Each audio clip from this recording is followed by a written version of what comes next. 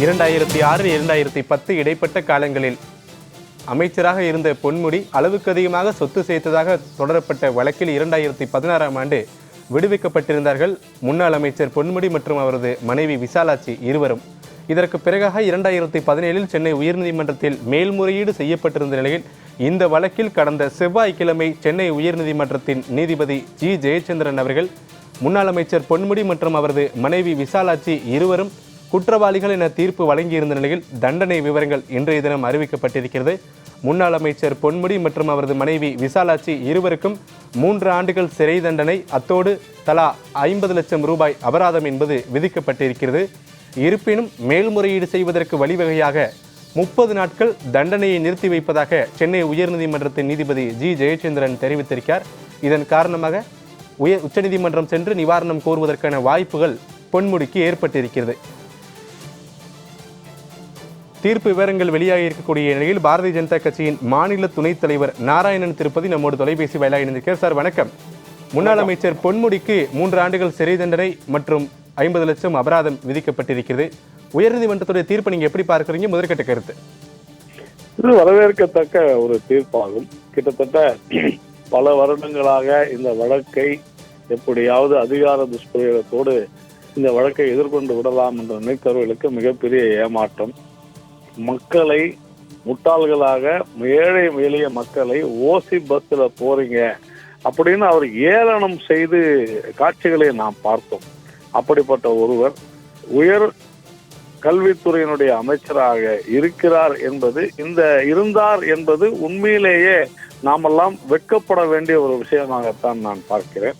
தொடர்ந்து திரு பொன்முடி அவர்கள் தமிழகத்தில் எப்படியெல்லாம் மக்களையும் அதே போன்று அரசியல்வாதிகளையும் ஒரு ஏளனத்தோடு பேசியிருக்கிறார் என்பதெல்லாம் நாம் பார்த்தோம். அப்படிப்பட்ட ஒரு நபருக்கு தண்டனை கொடுத்திருப்பது என்பது வரவேற்கத்தக்கதுதான்.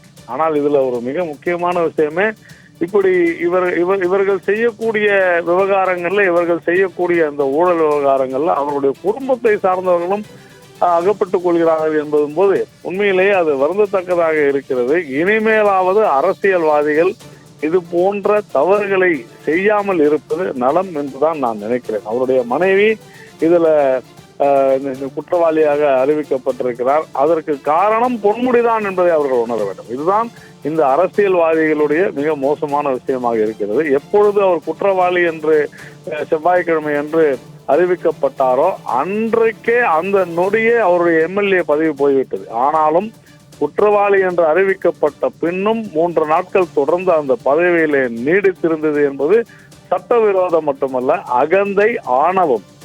இது திராவிட முன்னேற்ற கழக அரசு, திராவிட மாடல் அரசு என்று சொல்வதற்கு இனிமேல் அவர்கள் வெட்கப்பட வேண்டும் என்றுதான் நான் நினைக்கிறேன். நாராயணன் திருப்பதி, ஏற்கனவே செந்தில் பாலாஜியில் தொடங்கி இப்போது பொன்முடி வரை பட்டியல் நீண்டு கொண்டே இருக்கிறது. இன்னும் திமுகவில் ஏராளமான அமைச்சர்கள் மீது பல்வேறு வழக்குகள் இருக்கிறது. அது ஊழல் வழக்குகள் தொடங்கி பல வழக்குகள் வரை. இப்போது உயர்நீதிமன்றத்துடைய இந்த தீர்ப்புன்றது திமுகவினுடைய அரசியல் பாதையில எவ்வளவு அளவுக்கு பிரதிபலிக்க போகிறது? இல்ல, அதை பத்திலாம் திமுக கவலைப்படுவாங்களான்றது எனக்கு தெரியலங்க. ஏன்னா ஏற்கனவே நாம் பார்த்து கொண்டிருக்கிறோம் பல்வேறு ஊழல் வழக்குகள். ஒரு சிறிது கூட வெட்கமே இல்லாமல் பல நாட்களாக சிறையில் இருப்பவரை இன்னும் அமைச்சராக நீட்டித்துக் கொண்டிருக்கிறது இந்த அரசு. அதனால திமுக இதை பத்தி எல்லாம் கவலைப்படுமான்னு எனக்கு தெரியல. ஆனால் மக்கள் இதை உணர தொடங்கி விட்டார்கள். இனி ஊழல்வாதிகளுக்கு இடமில்லை என்பதை மிக தெளிவாக உயர்நீதிமன்றம் இன்றைக்கு தீர்ப்பிலே சொல்லி இருக்கிறது. இதை உணர்வார்களா என்பதும் நமக்கு புரியவில்லை. நான் தொடர்ந்து சொல்வதுதான், இப்படியே இந்த ஊழல்கள் தொடர்ந்து கொண்டே இருந்தால் தமிழகத்தை காப்பாற்ற ஆண்டவனால் கூட முடியாது என்று நினைக்கிற நேரத்துல இன்றைக்கு ஒரு நீதி அரசர் இன்றைக்கு ஒரு மிக சிறப்பான வரலாற்று சிறப்பு மிக்க ஒரு தீர்ப்பை கொடுத்திருப்பது என்பது வரவேற்கத்தக்கது. தமிழகம் இனியாவது திருந்தும் என்று நான் நினைக்கிறேன். தொலைபேசி வாயிலாக உங்களுடைய கருத்துக்களை பகிர்ந்து கொண்டமைக்கு நன்றி திரு நாராயணன் திருப்பதி.